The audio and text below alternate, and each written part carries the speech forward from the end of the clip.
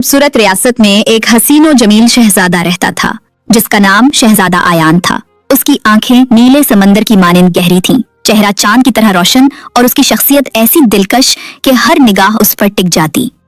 शहजादे को अपने हुस्न पर बेहद नाज था। वो अक्सर कहा करता, दुनिया में मुझ जैसा खूबसूरत कोई और नहीं। लेकिन इसी गुरूर ने उसके वालिद रियासत के बादशाह को शदीद परेशानी में मुब्तला कर रखा था। बादशाह चाहते थे कि शहजादा जल्द अज जल्द शादी करके सल्तनत की जिम्मेदारियां संभाले, मगर शहजादा हर शहजादी को ठुकरा देता। उसका कहना था कि कोई भी लड़की उसके हुस्न की बराबरी नहीं कर सकती। दूर दूर की रियासतों से शहजादियों के रिश्ते आए, मगर हर बार शहजादा यही कहता, वो खूबसूरत हो सकती है मगर मेरे जोड़ की नहीं। एक दिन शहजादा शिकार के इरादे से अकेला महल से निकला। वो घने जंगलात, बलखाते पहाड़ी रास्तों और खुशबू बखेरते बागों से होता हुआ एक निहायत दिलकश वादी में जा पहुंचा। वादी सब्ज मखमली घास, रंग बिरंगे फूलों और नर्म खुशबू से महक रही थी। वादी के बीचों बीच एक वसी और अरीज झील थी जिसका पानी इतना शफाफ था कि आसमान का अक्स साफ दिखाई देता। शाम ढल रही थी। सूरज की आखिरी किरणें झील की सतह पर सुनहरी चमक बिखेर रही थी। शहजादा झील के किनारे खड़ा इस मंजर में महव था कि अचानक झील की गहराइयों में हलचल हुई। शहजादा हैरत से देखने लगा। झील के बीच से आसमान की जानिब 3 निहायत हसीन परियां उतरी। उनके चेहरे चांदनी से रोशन, आंखें सितारों जैसी चमकदार और पर ऐसे जैसे रंगीन शीशों से बने हों, नीले, सुनहरे और अर्गवानी रंग में जगमगाते हुए। उनका हुस्न ऐसा था कि शहजादा कुछ लम्हों के लिए उनकी खूबसूरती में खो गया था। वो दिल ही दिल में सोचने लगा, ऐसा हुस्न मैंने पहले कभी नहीं देखा। क्या ये ख्वाब है या हकीकत? उसी लम्हे उसकी नजर एक लड़की पर जाकर रुक गई जो झील के किनारे खड़ी थी।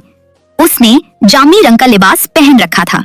वो इतनी हसीन थी कि शहजादा उसे देखता ही रह गया। उसकी निगाहें जैसे उसके चेहरे से हटना भूल गईं।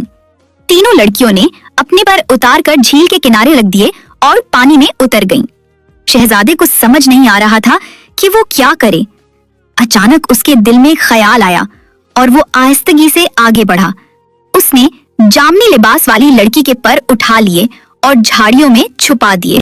कुछ देर बाद जब तीनों लड़कियां पानी से बाहर आईं, 2 ने अपने पर पहन लिए और उड़कर आसमान की वुसअतों में गुम हो गईं।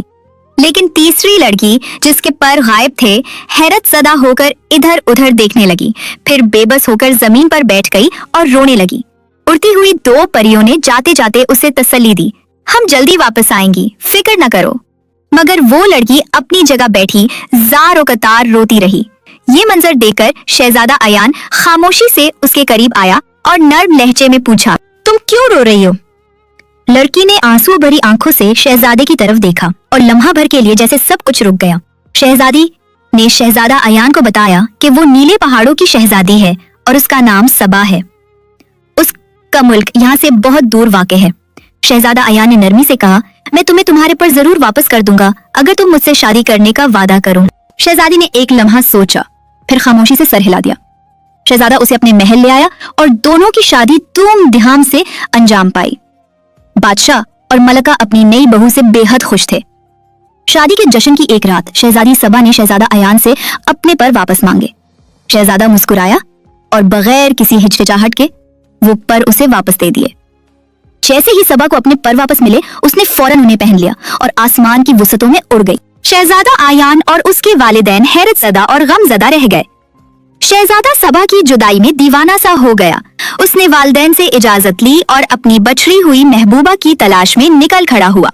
वो रात दिन सफर करता रहा, लेकिन किसी को नीले पहाड़ों की शहजादी के बारे में कुछ मालूम न था। चलते चलते शहजादा एक सुनसान मैदान में पहुंचा जहां 12 आदमी आपस में झगड़ रहे थे। शहजादे ने पूछा, तुम लोग क्यों लड़ रहे हो? उन्होंने बताया, हम एक जादुई टोपी के लिए झगड़ रहे हैं। ये टोपी जिसके पास हो वो आसमान में उड़ सकता है और एक लम्हे में 7 मील का सफर तय कर सकता है।